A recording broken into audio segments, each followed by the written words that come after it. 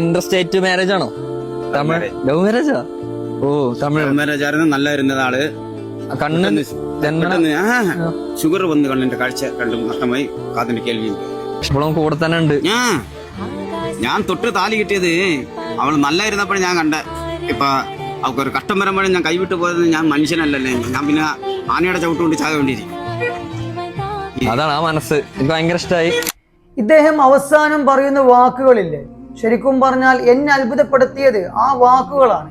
അദ്ദേഹം പറയുന്നുള്ളത്, എന്റെ ഭാര്യയ്ക്ക് നല്ലൊരു കാലം ഉണ്ടായിരുന്നു, നല്ല ആരോഗ്യമുണ്ടായിരുന്ന കാലം. ആ സമയത്താണ് അവളെ ഞാൻ പ്രണയിക്കുന്നുള്ളത്. അതേ സമയത്ത് തന്നെയാണ് അവളെ ഞാൻ കല്യാണം കഴിക്കുകയും ചെയ്യുന്നുള്ളത്. എന്നാൽ അവൾക്കൊരു കഷ്ടപ്പാട് വരുമ്പോ, അവൾക്കൊരു ബുദ്ധിമുട്ട് വരുമ്പോ, അവൾക്കൊരു പ്രയാസം വരുമ്പോ, അവൾക്ക് താങ്ങായി തണലായി നിൽക്കാൻ എന്നെ കൊണ്ട് സാധിക്കുന്നില്ല എങ്കിൽ ഞാൻ ഒരിക്കലും മനുഷ്യനല്ല എന്നാണ് അദ്ദേഹം പറയുന്നുള്ളത്. ഇതുപോലെ ജീവിക്കുന്ന ഒരുപാട് ഭാര്യ ഭർത്താക്കന്മാർ നമുക്കിടയിലുണ്ട്.